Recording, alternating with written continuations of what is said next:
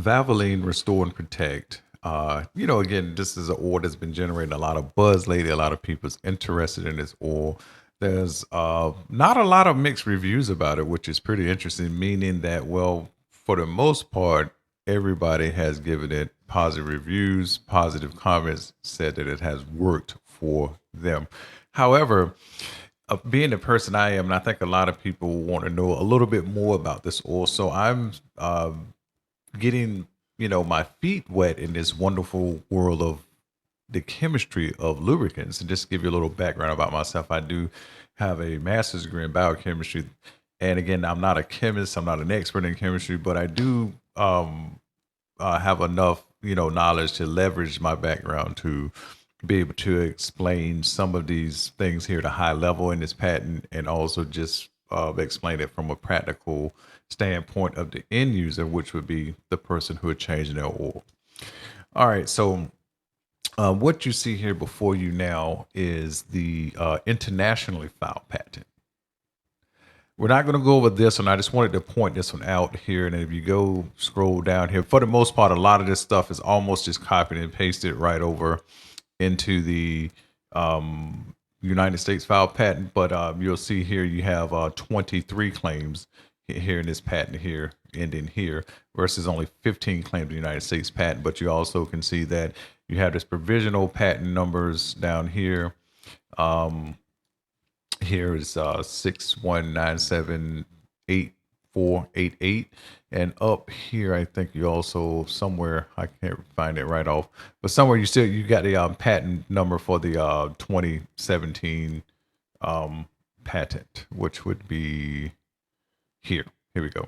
This is the file in the United States. So this right here is the predecessor to the United States file patent. But I just wanted to point this out in case anybody haven't seen this patent, because I've seen a lot of the United States patent being discussed.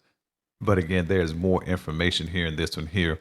But again, I felt like it'd just be more appropriate to go over the United States patent versus this one. All right, and again, I'll link all of these patents and things down in the pinned comments and the description. So if you want to read them for yourself, you can definitely have access to them. All right, so moving on to the United States patent here. Let's go back up to the top here. Now, the first thing I highlighted, again, I'm going to go over the highlighted parts, and those things that are not highlighted, I'm just going to mention just maybe what they are. All right, so first thing I'm going to point out here is that the title. It says a lubricant for preventing and removing carbon deposits in internal combustion engines. So right off, they are not specifically saying piston rings, though throughout this patent, they're going to reference piston rings. So it's almost like there's kind of covering their bases, and also suggesting that it does do some carbon deposit cleaning inside of the engine, which again, most people, we've seen comments on my videos in multiple places, such as Bob is an oil guy, Bob forums, that people have seen differences inside of cam phases and cleaner engines when they look down into the hole where you put the oil at, that sort of thing. Now, all right, so now moving on to the abstract. Now, the abstract says this lubricant formulation, which is effective to remove or prevent carbon deposits in internal combustion engines, has a solvency as defined by the aniline point from about 20 to about 115, a volatility of less than 15% oxidative stability measured by PDSC, which stands for pressure differential scanning and calorimetry, of above 40 minutes, and a base oil viscosity above 2 but below 10 centistokes. The lubricant formulation can be formed from a blend of group 3, 4, and 5 lubricants, in particular the POAs, alkylated naphthalines, and polar group 5 base stocks such as polyol ester. Carbon deposits can be removed from the engine piston, first mention of the piston, by simply running the engine with the lubricant for one cycle, or can be continuously used in engine to prevent build up. So basically, they're saying here again, I just want to unpack that last sentence where it said that carbon deposits can be removed from the engine piston by simply running it running the engine with the lubricant for one required cycle, they're saying that you can get some results and remove pistons, but don't forget the marketing says up to 100%. And you're probably not going to get 100% in one cycle. So that's why they say in the marketing, this is what I believe anyway, four oil changes, at least four oil changes to get up to 100%. Though, if you ran this oil, because a lot of people, if you ran this oil once, let me back up here. Even if you just ran this oil once, I've seen in the comments and read on other forums, a lot of people who put this oil in their car for the very first time within 3, 4, 500 miles notice a drastic difference in things such as what is it? I forget what it's called in the Chrysler products, where like it turns off some of the cylinders. It's like the C something, but basically, in other words, you can have carbon removal after one usage of this oil, and you continue to use it, and it will retard carbon buildup. All right, so now let's back up a little bit, because this abstract is going to be the longest part, because I just want to lay some information down, so as we move through the patent, that everything would just make more sense. All right, so let's back up a little bit. The first thing they mentioned is the aniline point. So what is an aniline point? We're just going to quickly go over what this is. It's just defined as the minimum temperature when you add, say, equal volumes of aniline and oil lubricant. Basically, you're going to heat them up to a certain temperature, probably like 250 degrees. And let it cool down. And the temperature that they start separating, that's going to be the aniline point. And so, what does the aniline point indicate? That point indicate if the oil is likely to damage the elasters or come in contact with the oil. So basically, you want more solvency, meaning a lower aniline point. And again, so that's one of the again, when I say low, I mean it doesn't mean that it have to be super low, but again, more solvency the better, but not always, as we're reading this patent, because you can have other molecules that would be present that could cause oxidative stress on the oil that you don't want it really reacting with itself. So that's basically what aniline point is. All right, going back here, then we mentioned again, not just to go to aniline point a little bit more, they mentioned 20 to 115, but again, everything in this abstract is pretty general, but we're going to get into specifics as we get into the patent. All right, so now the volatility is measured by the NOAC test of less than 15%. So the let's see, where is that one at here? Here we go. That volatility test basically determines the evaporative loss of engine oil. So basically, they heat this oil up for 1 hour at 250 C, and then and then they measure the mass loss. And again, under 15% is the industry standard. But as we'll see in this patent, they are going to quote different numbers down. Like I think they want to really be shooting for less than 10. That's more optimal. But again, that's again, the abstract going to be a little bit general, but as you get in a little bit more detail. But just want to talk about what this volatility test is and how it works and what does it mean. So again, less volatility, first of all, is just going to be less oil consumption. So therefore, all of this stuff is going to be related to less oil consumption and how this oil can stay in the system and maintain this lubricity and keep, carbon deposits down. So that's what all it's going to be about. All right, so next, oxidative stability is measured by PDSC. That stands for pressure differential scanning calorimetry. I've used DSC in a chemistry lab before. It's just basically a stability indicating test, and in this case, so long as for example, if the molecules can remain stable under this condition of heat and pressure for a minimum of 40 minutes, or say 41 minutes, it just says above 40 minutes, then that means that it's stable enough. But again, that's just the minimum. Okay. So, and again, I believe that's industry standard for like top tier oils. I believe that 40 minutes is just a bare minimum number. I don't have a thing pulled up for that, but sorry about that one. All right. So, as far as the next one, it goes the base oil viscosity of above 2 but below 10 centistokes. As again, this is just the range, but they're going to be a little bit more specific in the patent. But again, I think that a lot of times they are use broad ranges to kind of just cover themselves for the invention. So, depending on it, in other words, it'd be easier for somebody to infringe on that patent, for example. So, again, this is just again not trying to play patent lawyer here. I'm just more or less just taking this in and try to think about what is what's happening here when they speak of ranges like this, for example. Because again, nothing can be precise. When you make a blend of oil, you're not necessarily going to necessarily precisely get probably 5 centistokes every single time. It might be 3, 5, 7, for example.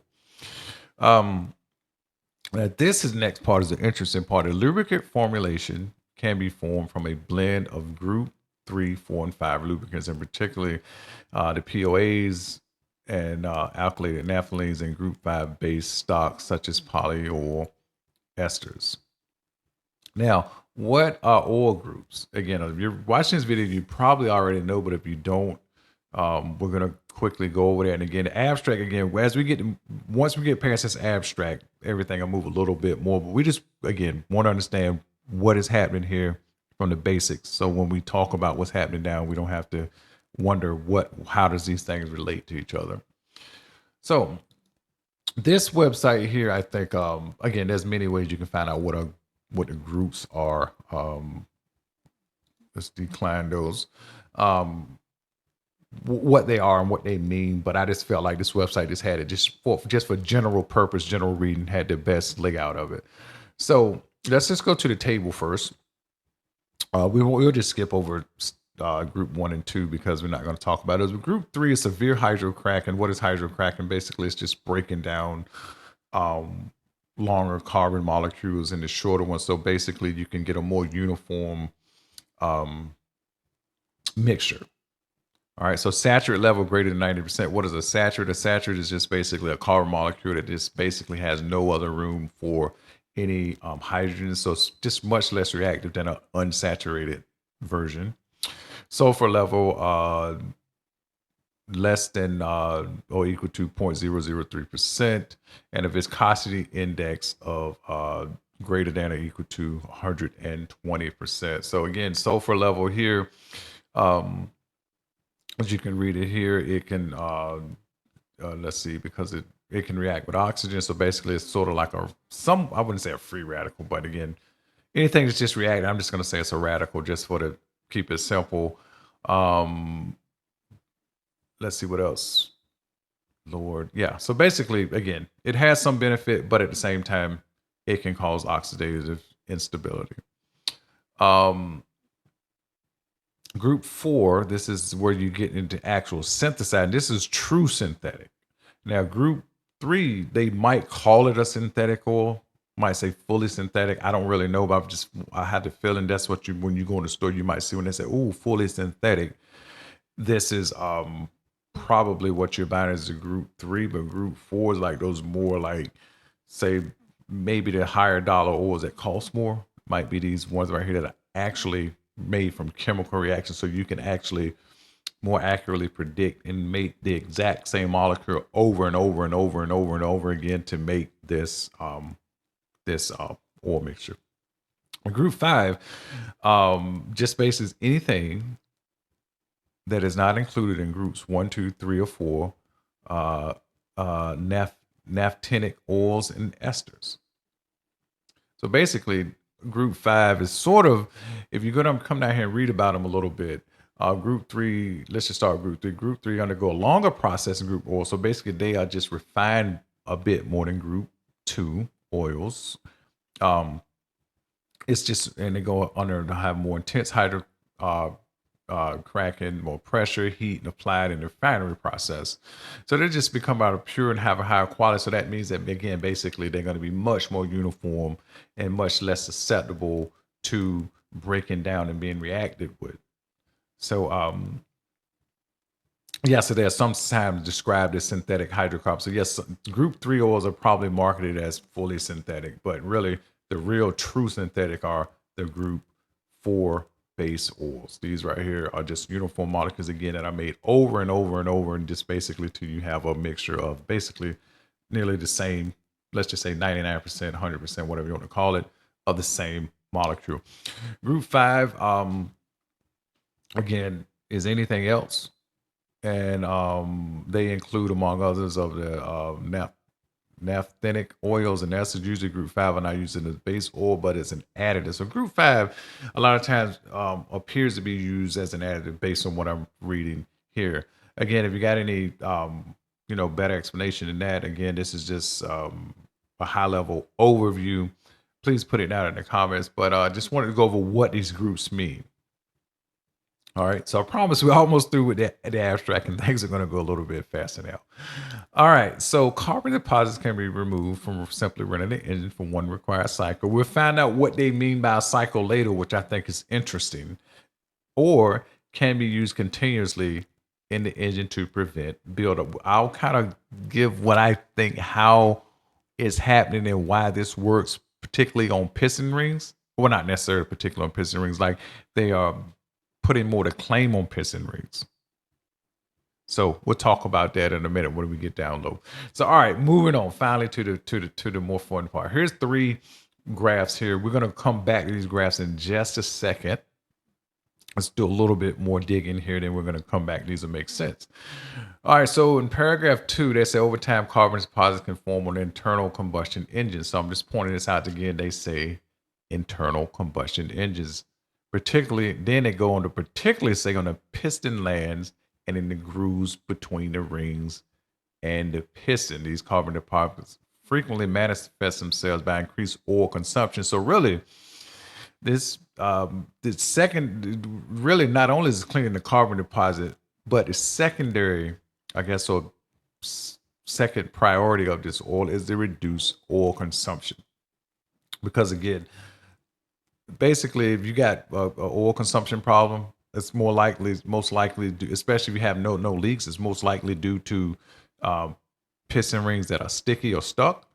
So this oil right here helping, people have already reported this.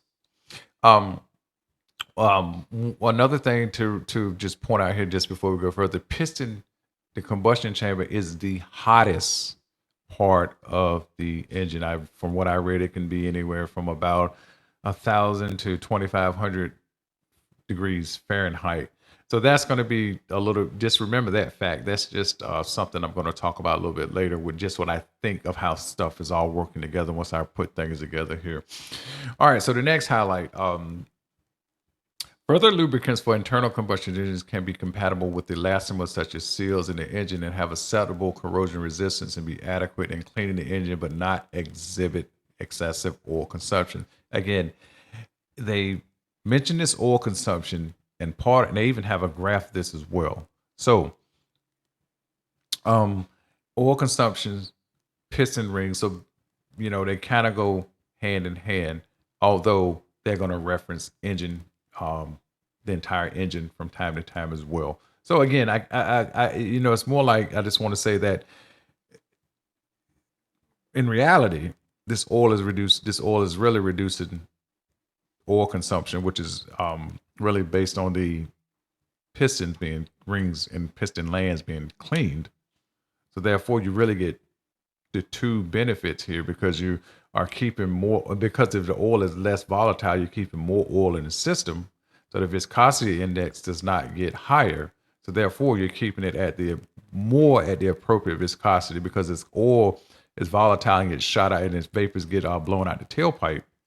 The oil becomes more viscous. So therefore, things like cam phasers and other solenoids may begin to behave improperly.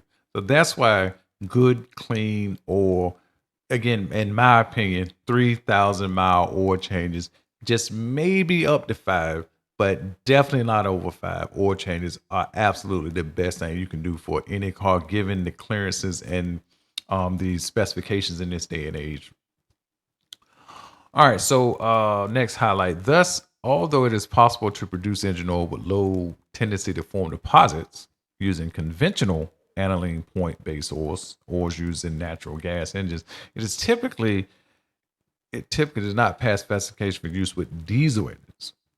Furthermore, such oil outside of the range of solvency prescribed here does not have an effect on cleaning and freeing piston rings. So basically, the aniline point is the aniline point is the real thing here of how well, that's kind of the basis of how this working with the combination of the saturated and the other polar molecules they have in here.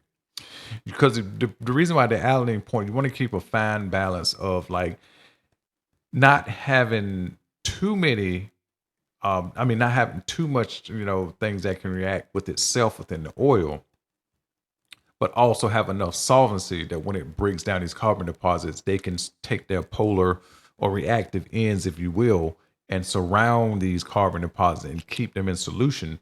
So therefore they can be filtered out or just flushed out, not necessarily flushed out, but just removed when you change the oil. So that's the real thing that aniline point is suggesting based on the blend here. So that is really, again, when we go back to these graphs, is the real basis of how this stuff is working. Now, again, like I said, I want to kind of get into a little bit more detail in that later of what I think is happening anyway. All right, so next highlight. The present invention is premised in the realization that lubricant formulation can act to prevent or remove carbon buildup of an internal combustion engine. Just wanted to point that out, that in the summary of the invention, the very first thing they say is internal combustion engine. They don't really get into detail about piston rings and things later. But again, just saying that, well, it as people has already said, that this does have some effect on the cleaning the actual engine within itself. All right, so moving on, lubricant formulations with a base oil having an aniline point of 20 to 115, preferably 60, should adequately remove carbon buildup in engines and still exhibit elastomer compatibility. So basically, again, this is where we're starting to get a little specific here. That aniline point around 60 with this particular blend that they're using is what's giving this oil molecules the behaviors that it need to be able to have the right properties to break down the carbon, keep it in solution, and also for some of these molecules to actually attach to metallic surfaces to keep carbon from actually getting to that surface. And we'll talk about that later. Again, that's kind of going to be a little bit more exciting when we get to that later. All right, so it should be noted that when specifying a range of aniline point for the desired base oil blend, it is understood up to 25% of the formula may consist of other additives. Okay, so that means that the base oil can have up to 25% additives and frequently carried in 50%. Additives are frequently carried in up to 50% base oil. So that means that you might have a base oil. So this is where like you don't really know, like when they put an additive package in there, like what exactly in it, what exactly are the ratios. They're going to talk about some specific stuff in here because they're using some commercial, group oils. But again, this is where like you're not really going to know, but the patent still covers them because, again, specifically, an aniline point of 60 is, first of all, again, the absolute thing that's going to be mentioned over and over again. All right, so generally, solvency is defined by an aniline point, just as we just said, of 50 to 95 or 55 to 80 has been found to be effective for use in the present invention, particularly about 60. Again, that aniline point for this oil is really giving this oil the behavior that it needs. All right. NOAC must be less than 15%, preferably less than 10, and generally 8% or less. So again, they've been a little bit more specific here because the general test just requires 15%, less than 15% to pass, but they're definitely shooting for less than 8. A minimum of 40 minutes and preferably above 80 or even 100 minutes. They kind of left this loose, but we'll see in the end that they're going to be a little bit more specific about this. That's for the calorimetry test. So basically, again, how this works is a calorimetry test, the longer minutes it take, the more oxidative stability that the oil has. So preferably the longer the better, but a minimum of 40 minutes. Preferably, this is paragraph 17 here. Preferably, the base oil will have a viscosity index the base oil will have a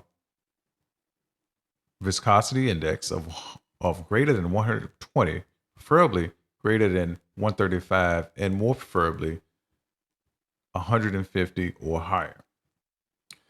And then it says here the base oil viscosity should just be below 10 centistokes, preferably below 8. Again, this is where you get a little bit more specific. Preferably below 8 and above 2 centistokes. So basically, they're going to probably be shooting for 5, 6, 7 centistokes. Thermal oxidative engine oil simulation test. That's, you will also see this as TOEO or TEOST test. You'll see that sometimes. And so they said it should just be deposits should be more than less than 20, which should be below 20 milligrams.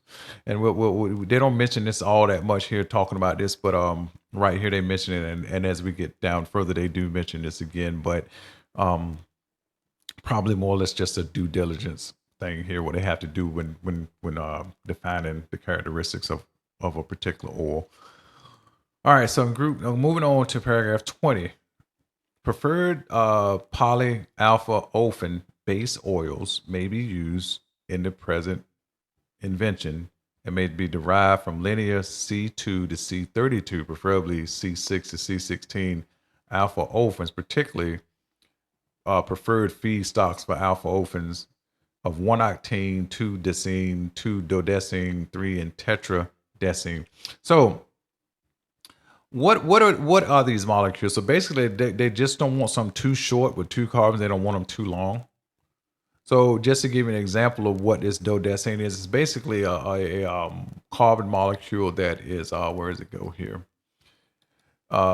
Is just, if you take a look at this picture here, like this is a decene. If you count from each point, this is 10 carbons. And you notice this is unsaturated. There's just one unsaturated point on the end. So this right here can be likely part of some sort of reaction that they want to happen in the oil somehow. So that's just what this right here comes from. So again, just to reiterate that this POA base is derived from these, and they use these feedstocks. So I'm assuming what they mean by feedstocks is what type of molecules they start with to then synthesize this preferred this POA. I guess that would be POA. No, that's polyalpha olefin PAO base. Yeah, so that would be that polyalpha olefin base. All right, moving on. It should be noted that the low viscosity index oils such as naphthalenes and aromatic extracts would increase solvency but are unsuitable for engine oils due to their poor oxidative stability. That is correct. Naphthalenes are basically a benzene ring with the amide group on them, and that benzene group, these things are definitely reactive.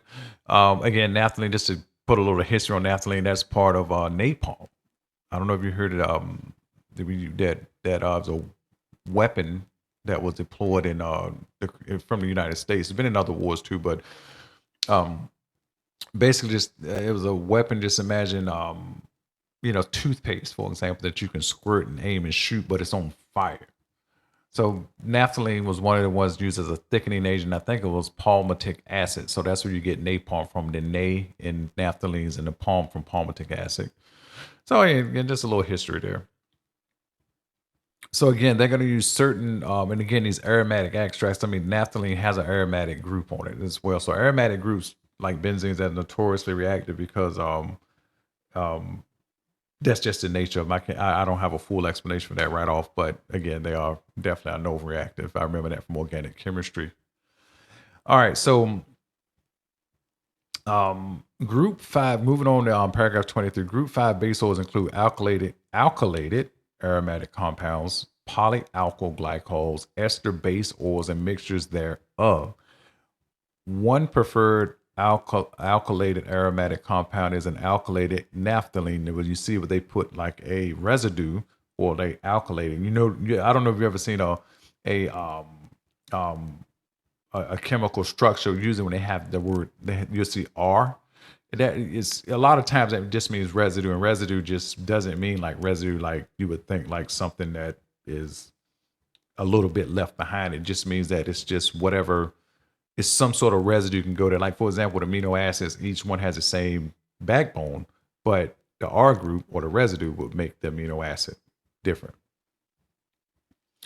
So again, let's keep going here. The alkylated naphthalenes are naphthalene substituted with one or more short chain alkyl groups, such as methyl, ethyl, propyl. Exemplary alkyl substituted naphthalene include alpha methyl naphthalene, dimethyl naphthalene, and ethyl naphthalene.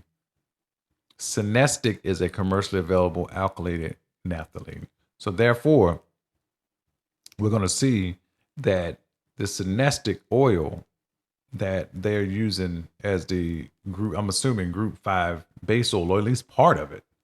This is, don't forget, 50% of that can be used in additive, if I understand this correctly. So basically, this is where your additive package start to get involved, because again, although you can take something like a synestic and use it,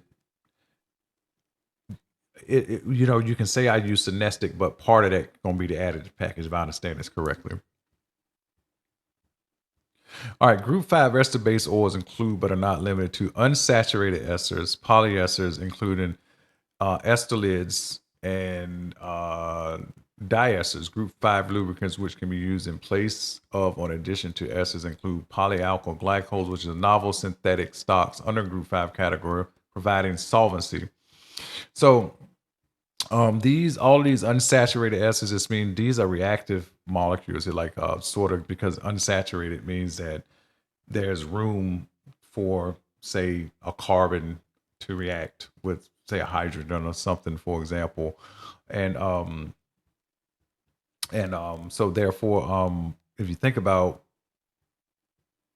what is going on here, that you have to have in this base oil something that's in this additive package, I believe, that's going to react with something in terms of that's going to react with the metal walls, react with the metal piston land, so it can attach to it to lubricate, but also something that can react with and surround carbon deposits when they are broken down, so they can stay in suspension and be removed when you change the oil or caught inside of your oil filter. So that's why if you have a neglected engine, and based on my understanding here from reading comments and the forums and the internet, is that if you have a neglected engine and you use this oil, you probably need to change that oil, maybe change the oil filter, and maybe even the oil in 500 to 1,000 miles, for the first oil change. Now, let me see here. I also had this yeah, we had this here. I'll put it up in a minute. All right, so let's just keep moving on here. And again, they keep talking about providing solvency, volatility, and antioxidant. Again, it's all going to come back to the aniline point. All right, so specific suitable ester lubricants for use in the present invention include saturated polyesters. Here we go. Commercially available from Croda International under the name Priolube 1973. So I wanted to get to this part here before we went back to the graphs. All right, so what is this Priolube 1973? First of all, what is a polyol ester? So all right, polyol ester. Now this is interesting here. Don't worry about this. All looks jumbled up, but don't even worry about all this crap you see here.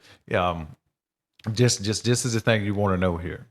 If you look at this poly-OS, if you look at this carbon right here in the middle, right here, you notice a carbon can attach to 4 different things, but in this case, they're attached to all carbons and they're not attached to any hydrogen. So therefore, it does not have a beta hydrogen. That's important for react. So it won't react. So how do you know this is the beta carbon? Well, this right here is the R group. What do you think? This R. It could be, this group could be anything. That's why a lot of times this is referred to as a residue. So if you think about this whole group with these oxygen here, this R here, this is the first carbon, which is the alpha carbon, the second carbon, which is the beta carbon.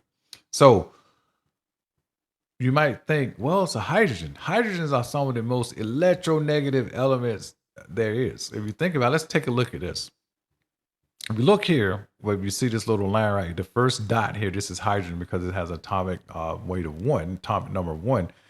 It has a higher electronegativity than a ton of elements. So again, if we look at this list, hydrogen has a electronegativity of 2.2. We scroll down, you can see that it's, for the most part, higher than quite a bit of everything. So again, I mean, there's probably a lot more way you can explain it from a chemist or organic chemist could probably explain it a lot better. But again, that's just the crux of why they would use a poly-OS, because it can be used as a good lubricity agent, I guess if you want to call it that. But it also doesn't have a whole lot of reactivity. But however, and the tricky thing is that these things here, these R groups, depending on what these R groups are. Say, for example, you could put a certain R groups on these, and that this is what I think is just actually you put certain R groups up here that will be attracted to metal, and particularly the chromium, because stainless. I think some of the piston rings are made out of stainless steel or coated with chromium or something like that. So chromium is a little bit more reactive than, say, the cast iron sleeve or anything like that. So this stuff still probably will stick to that sleeve, but it also will probably coat more of that piston ring. So therefore, carbon deposits don't have a place actually on the actual surface of that piston ring or that piston land to lodge and form a nuclei and then begin to grow bigger into bigger carbon deposits. So this is one of the first thing I think is happening here, is that why this is more targeted to piston rings is because of probably this molecule right here. Now, with that said, we're going to backtrack a little bit. Now go back up here to these here. Let's turn this here graph. So the whoops, unable to rotate. What? You can't rotate my PDF. Okay. All right, hold on. Let's see here. How can I get this? Okay, maybe I got it open in another window here. Let's see. Let me quickly search this. I got it. I guess because I highlighted a lot of stuff.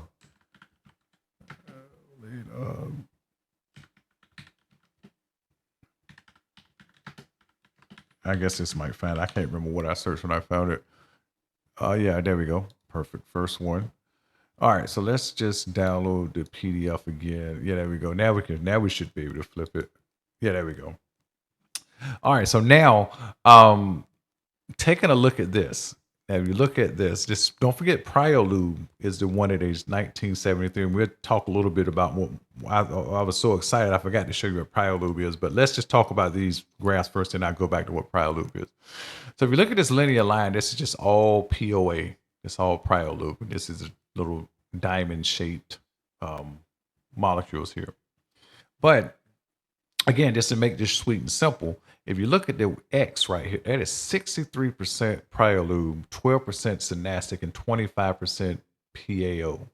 And that's given that percentage of Priolube, which is 63%. If you come over to the aniline point, is around 60. So roughly, this these combinations of base oils, and I guess if you want to call it additive package as well, is achieving that aniline point. So you can have that correct solvency, but also have that correct environment for reactivity of certain molecules within the oil itself, and not necessarily overly reacting and breaking down, or breaking down seals and things like that. All right, so moving on here, this looks a little complicated, but don't worry about it. We'll just make this sweet and simple. If you just look at this straight line here compared to this convex line, I guess you want to call it, I'll keep it simple. Look at the group 5 balance. If you look at the percentage of group 5 and the aniline point, basically at 100% of group 5, they're getting a very high aniline point. At about 33%, which is of group 5, you're getting about 100 and 100 and something, let's just say 110 aniline point. But if you come over to about 66% of this group 5, which was 63% in this graph here, all of the other combinations of base oils that go with it are coming in at about 66,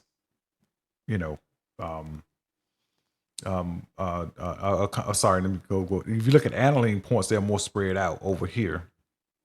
That's what they're just putting in 66% here. But again, and then at 100%, the aniline point drops low. So basically, again, the take home here is that by adding this group 5, you can manipulate in a linear fashion the aniline point. Okay, as a percentage of this goes up, the aniline point consistently drops. And if you look at this plus sign here and this little prior lube tip here, it shows that it's about 60 something. So that's a little bit less than 65. So we'll just say 64. And if you look at the slope, I guess just to be a little pedantic about it, a slope here, again, this is the, if you look at the square, which is not a square, but I guess this would be the, I don't know which one this is, but again, the slope here is 1, and the slope here is like negative 91. But however, the R squared is really good. So R squared is usually a parameter when you're measuring a curve. So basically, this is pretty predictable, pretty repeatable, pretty reliable. And again, just showing that if you go at 30%, you lower the aniline point from 100%. So it's basically 1/3 percentage of group 5, 2/3, and 3/3, or 100%. All right. Moving on. Now this is another one. This is one of the most practical ones here. Is oil consumption of formulation 4. We'll get to what the formulation 4 is in a minute, versus just a commercial oil. So I'm assuming, I don't know what they mean by commercial oil. Maybe did they just randomly pick a commercial oil that's available for sale, or is it just some commercial oil that they use as a standard? I'm not entirely for sure about that. But the oil consumption in millimeters from a full mark. So just imagine you had everything, a bucket filled up to 100 millimeters of oil with formulation 4 and 100 millimeters with commercial oil. And if you just say heated it, and you just left it heated for just an indefinite time, on the first day, you're just, the millimeter mark is here. But by the 5th day or 6th day, you have basically reached, about 27 millimeters from the full mark. So it's lower, 27% lower. But over here, the formulation 4, the oil consumption takes 20 some days and still doesn't reach the maximum. So this is so basically this volatility of this oil right here is way less than this oil here. This oil right here is basically just going up in flames, like just becoming vaporized and being shot right out of the tailpipe, versus this oil here is staying in the system. And if you think about 20 some days, you're not going to run your car through a typical oil change interval. You're not going to have your car actually running for 20 some days, itself. It's only about maybe an hour, 2 hours, 3 hours a day, maybe. So 8 days would take to make 24 hours. So then 24 times 22, I mean, it would take that's plenty of time. So basically, it's maintaining its oil level quite well based on this graph here, this formulation 4. All right. So now let's go back to where we was at. We were here, prior lube. Here we go. So what is prior lube? I think, is this it? No, yeah, here we go. Prior lube is this oil that's used actually, I believe, in compressors. But yeah, air compressor oil up to 98%. But in 4-stroke engine oils, it could be 5. This is just what they say, typical rates of 5 to 30%. That doesn't mean it have to be, but this is just typical. Because again, we saw a while ago, the Prior Lube 1973 was 63% in that one formulation that they had. So it's just a commercially available ester that is oxidative and hydrolytically stable, that is suitable for a wide range of automotive and industrial applications. So again, you can go scroll down and get a little information here on that. However, I just want to point out here that they do have multiple types of prior lube. So let's just blow this up a little bit and take a look at what we see here. All right. So we look at 1973. Again, it seems obvious why they picked this one here. First of all, they had the highest viscosity index, tied only with the prior lube 3966. But however, it had a higher kinematic velocity at 40 degrees C and 100 degrees C at 46 and 8 respectively. Being biodegradable is probably just a bonus, but again, seems obvious why they picked this one based on what they've already talked about in the patent. So there's that if you want to know what Prior Lube 1973 is. All right, don't worry, we're getting closer. And selecting particular components of the base oil measured by ASTM 2270, there was, if one were to choose a more polar polyester, the amount of polyester would be needed to reduce.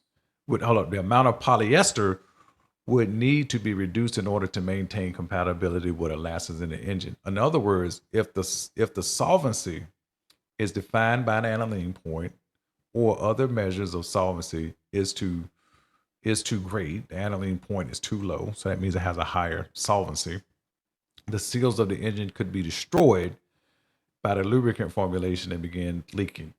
So basically, again, they're saying here that, again, they want something here to react with something with these esters that's been, what they call here, these polar polyesters. Again, that's why that R group is important here, because they'll probably put something polar here where these R's go at.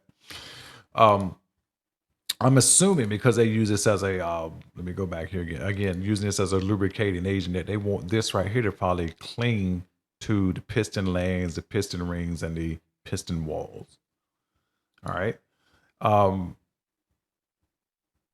And again, incompatibility, solvency. Yeah, by the aniline, because again, you don't want a solvency too low.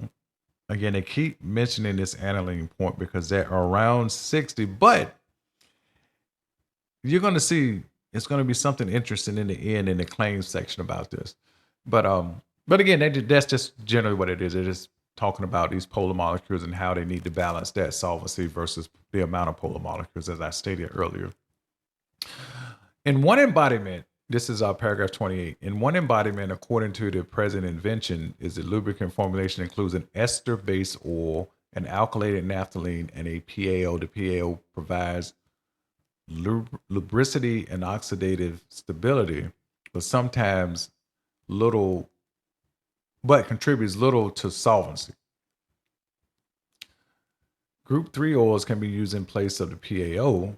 So almost you don't really know what combination that they're going to use here, but it's almost like they're kind of just mixing and matching and covering everything in this invention here. The alkylated naphthalene provides oxidative stability, which makes sense.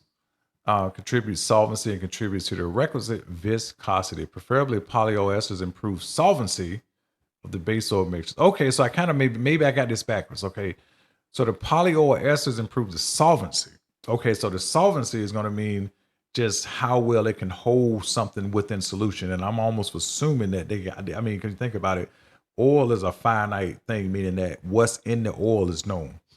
What are they trying to hold in solution? Well, they're probably trying to keep other molecules from reacting with themselves in the oil, but also, again, when the carbon deposits get broken off, they want to be able to be suspended in solution.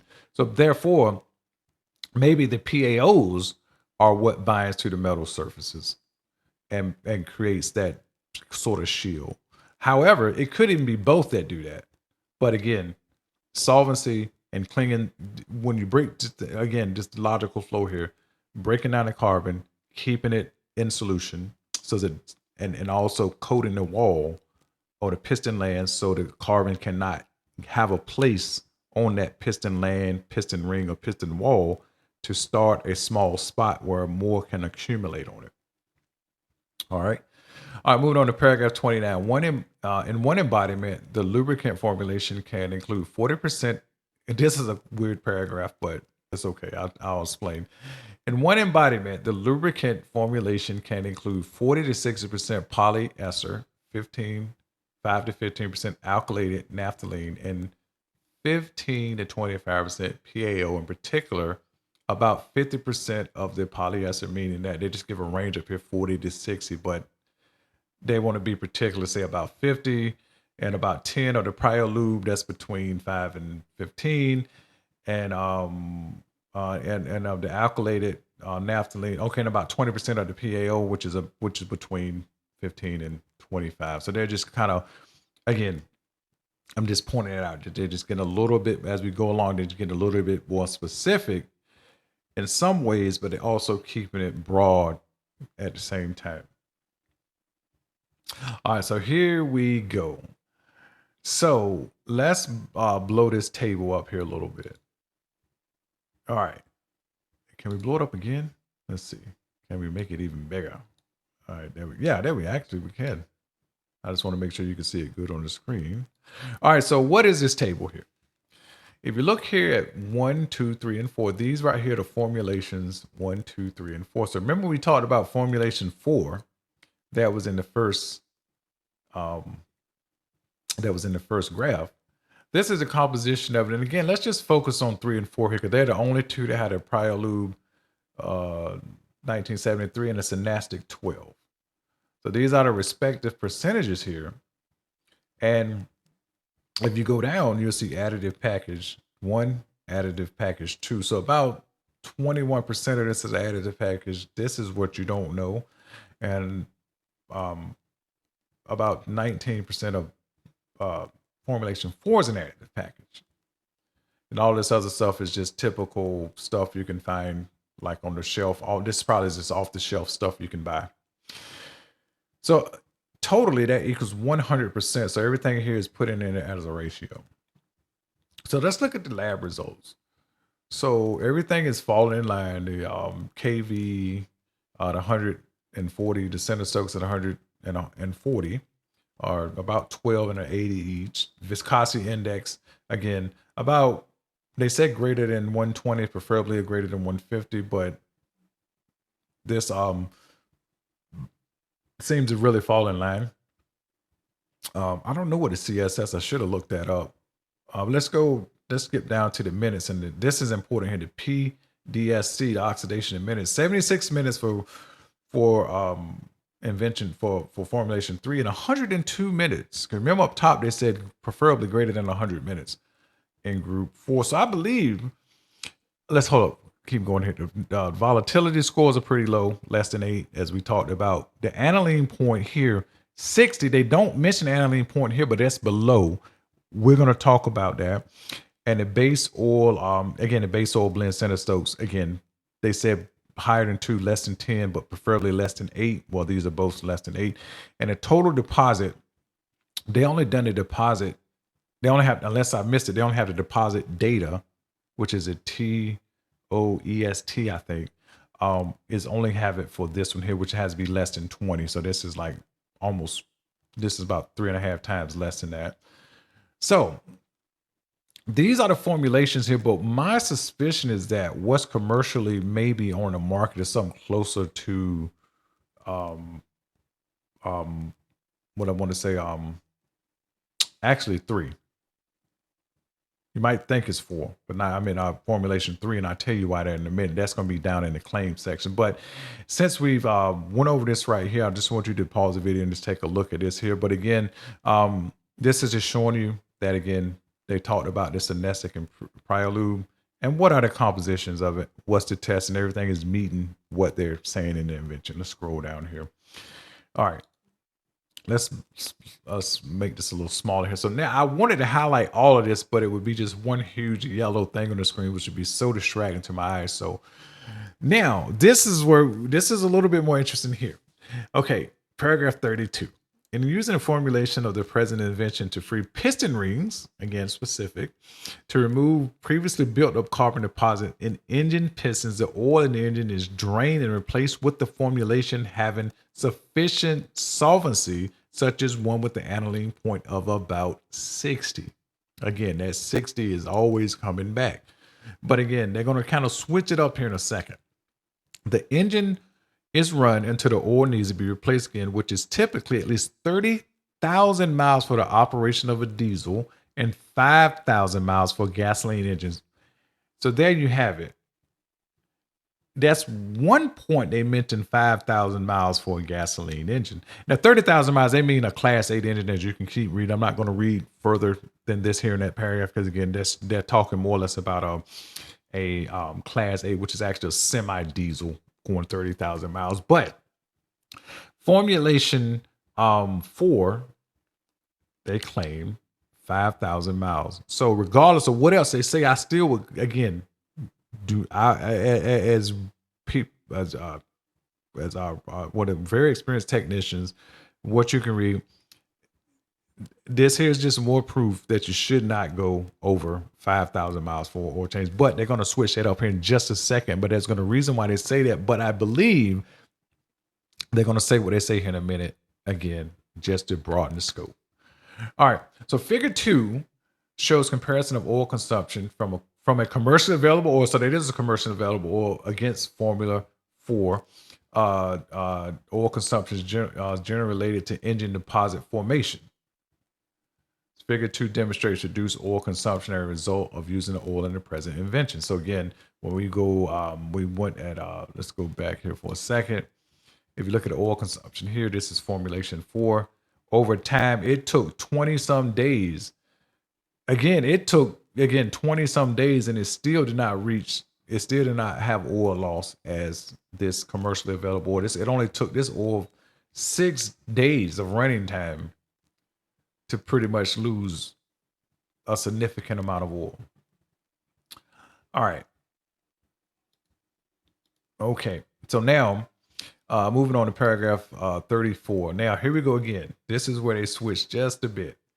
A formulation with the solvency is defined by an aniline point of approximately 90, which is formulation number 3. Look at the again, they do not have this aniline point here. But again, they mention it here in formulation 3. Is effective at preventing carbon buildup and is simply used continuously throughout the life of the engine, obviously being replaced with new lubricant at time intervals as required by the engine manufacturer. One such formulation is formulation number 3. So now, all of a sudden, just in one paragraph, they mentioned an aniline point of 90. But the whole while they've been talking about this aniline point of 60. And then what they mentioned with the aniline point of 60, you need 5,000 miles. And over here, they mentioned one going, at the manufacturer specification, but there's one subtle difference here in this here. And that is, they said a formulation with a solvency defined by aniline point of 90 is effective at preventing carbon buildup. They didn't say that it would remove it. So again, this is just I guess they want to say there's something that's encompassed in this invention, but the real invention this patent is talking about is something that removes carbon which is an aniline point of 60. So I want to say, again, I'll double back. I think I said I think the commercially available formula is 3, but it can't be because it has to be more closer to formula 4 because of the aniline point, because the aniline point, the solvency is the real crux of how these molecules are behaving the way they do in the system. At least that's my take on this. All right, additional formulations. Again, we're not going to go over this, but again, table 2, if you want to read this here, they did another 5 through 17 formulations and many different combinations here. And if you scroll down, you can see the lab results. So finally, we're at the end. The formulation in the present invention is useful in preventing and or removing carbon deposits. Again, they say that loosely, but throughout the whole thing, they say, again, they referencing these 2 paragraphs here, 32 and 34, in my opinion, because they're saying that it's useful at preventing, because this one here they said is good at preventing in paragraph 34, but this one here they said can remove carbon buildup. So the formulation in the present invention is useful in preventing and or removing carbon deposits on engine pistons and maintaining or freeing up piston rings. So there you have it. Again, they reference specifically the piston rings, but again, they get a little loose here in the end talking about preventing and or removing carbon deposits. All of these right here, where you see here, is just 1 through 15. I tell you, this patent here, which is the United States Power patent, has 15 claims, and the international patent has 23 claims. However, there's one last thing I want to go over before we end this video, and that is, look at claim number 14. The lubricant formulation claimed in 13 having a PTSD of at least 100 minutes. Now, up in the top, they said at least 40 minutes. So at least 100 minutes. Let's go back to the table here. If you look at this if you look right here, formulation 4 has the 100 minutes. So at least 100 minutes. So again, formulation number 4 is more than likely somewhat close-ish to the Valvoline Restore and Protect on the market. Again, I know this is all an assumption. Even just reading this patent and saying it's for Valvoline Restore and Protect is an assumption, because nowhere do they actually say it. But given the time and the filing of this patent, and this only makes sense that this is the basis for Restore and Protect. So again, there you have it.